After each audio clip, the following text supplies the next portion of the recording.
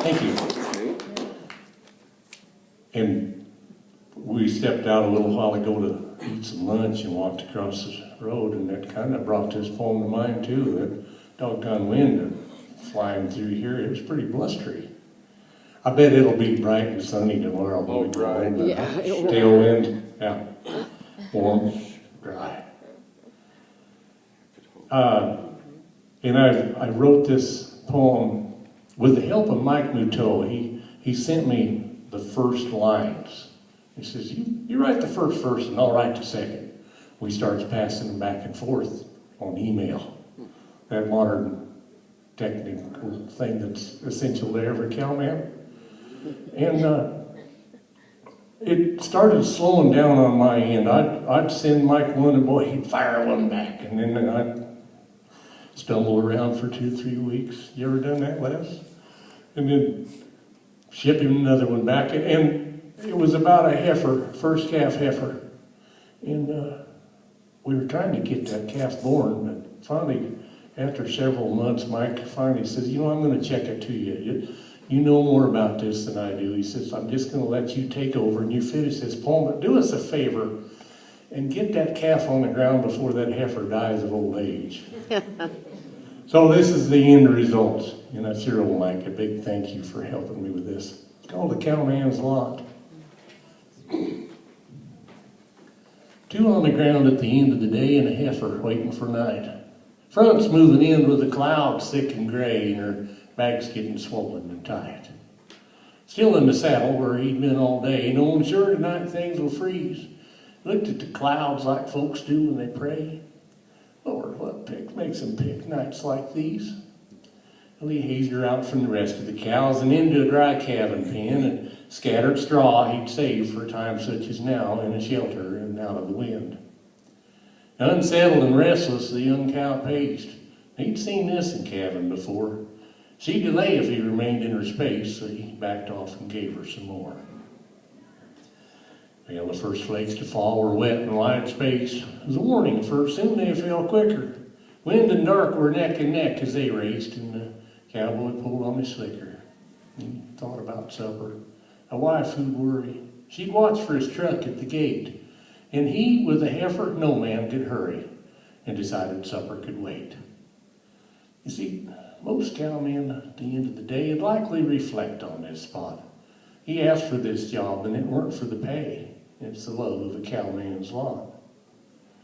Well, the temperature dropped, snow turned now to ice, stung his face like splinters of glass. Through squinted eyes, he watched the cow circle twice and then take a place in the grass. She laid down and pushed, and stood up and strayed. 2 circles and then back in the grass. One foot was glimpsed, but she stood up again and looked his way, and the moment passed. Well, he turned to his chores to get out of sight, reminded she needed her space. This labor could last plumb into the night, and nothing would quicken the pace. Well, he fed all the horses and rode amongst the cows, using time he knew she required. He rode back when finished to check on her now, and hoping she wasn't too tired. 2 feet now emerged where one had just shown. She labored her calf to expel. The cow then uttered a low, quiet moan and stretched out to rest for a spell. But in 10 more minutes, a small head appeared. Meanwhile, the mercury's fallen. The calf was soon out, but the rancher then feared he'd need help or death would be calling. But the heifer's up, inspecting her work. Soft blowing, she battled the cold.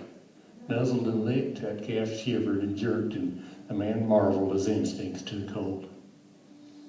She licked the calf clean, and he tried out new feet, nosediving plumb into the ground. But he then got a taste of mother's milk sweet and latched onto the spigot he'd found. The man grinned to hear the smack of wet lips, knew the calf was getting his meal. Inner warmth would soon spread from nose plumb to hips. Mom's rough tongue had sealed the deal. Steward of cattle, of his birthright and land, he'd not think of quitting this spot.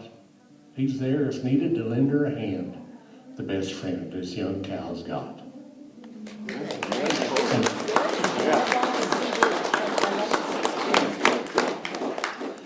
Thank you very much. That's also on my new CD out there on the mercantile table. Christmas. And I love to do classics. There's so many good classics out there. I just feel like we all ought to be keeping them going, showing audiences what cowboy poetry has really always been. I first heard this poem done by a good friend of mine in Durango this fall, and I raced right home and learned it. It's a Carlos Ashley poem called Old Edgar Martin. I seen old Edgar Martin passing by just now. He's going up to Walker's to get that bald-faced cow. Funny feller, Edgar. He's sort of quiet and queer. He's been riding by that way nearly 20 years. Well, I knowed him when he's just a kid living at his aunt's and wearing long-tailed hickory shirts, without no boots nor pants. He sort of shied away from other kids. Oh, his folks was all that way. Grazing off from all the herd like some old maverick stray. And he growed up in these post oak hills a hunting fox and coon. Hell, I can hear his old hound now, baying to the moon while boy and dog come down this flat. Oh, there weren't much town here then. Yeah, Edgar had a world of range to run them varmints in. But this town has changed a sight.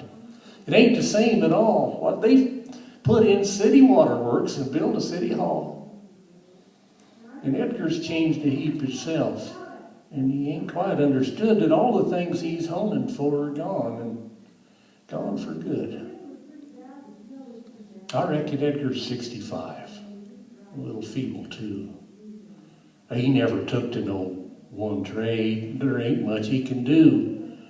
So he just rides around all day, a sort of living sigh, a lost and homeless kind of look is staring from his eye. He'll start at daybreak for the hills when herds is moving down and help the rangers and the boys to punch their stuff through town. And he'll hang around the pens all day and watch them load the cars. Nights I've seen him on his porch looking at the stars. He's picking up a little stuff for Big's meat market now, like going up to Walker's there to get that bald-faced cow. I noticed when he passed just now, he didn't have no hound. I guess I'd better saddle up and help him into town. Carlos Ashley.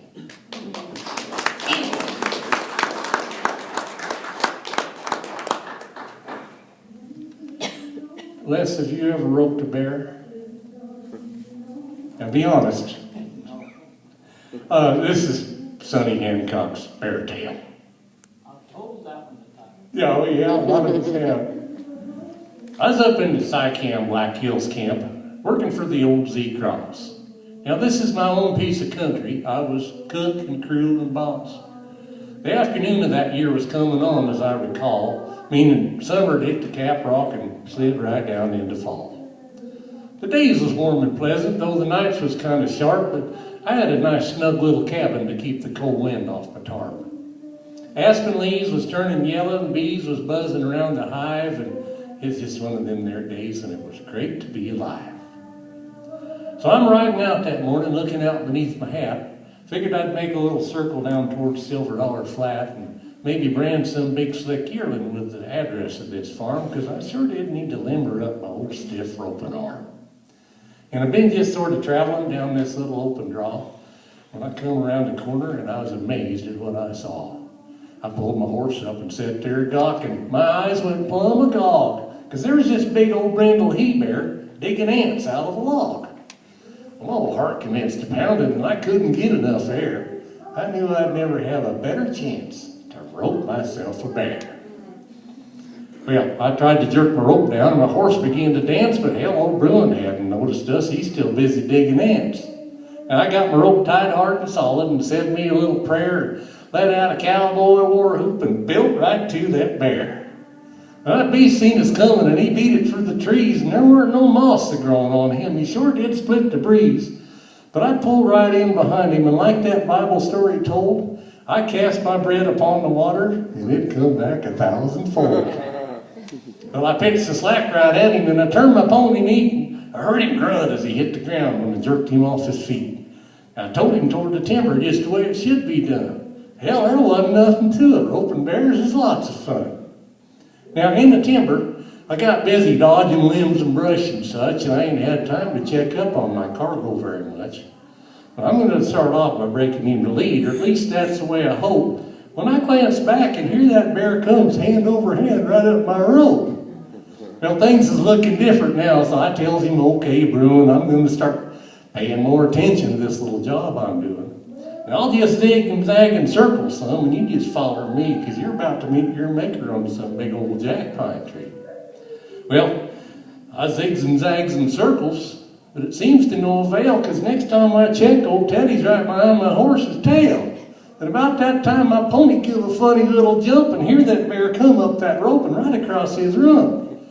Well, I yelled and squalled and hollered, and I slapped him with my hat, but that bear's plumb determined he's going to get up where I'm at.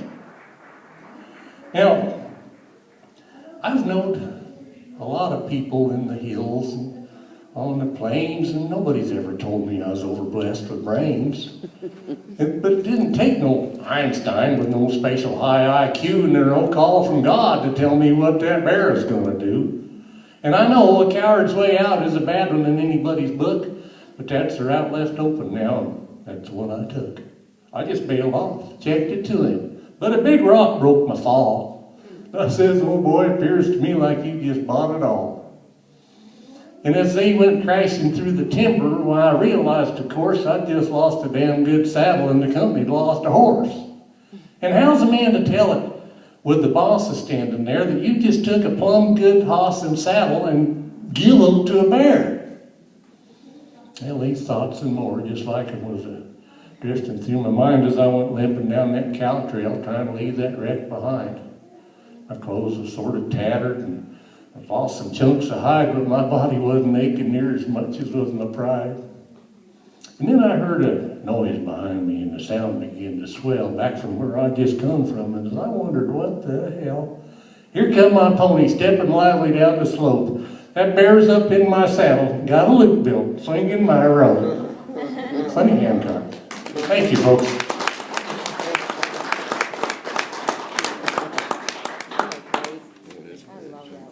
I think I'm gonna get going.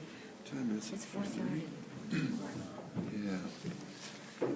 Going to the chemo tonight? Oh, yeah. I'm in the orchestra.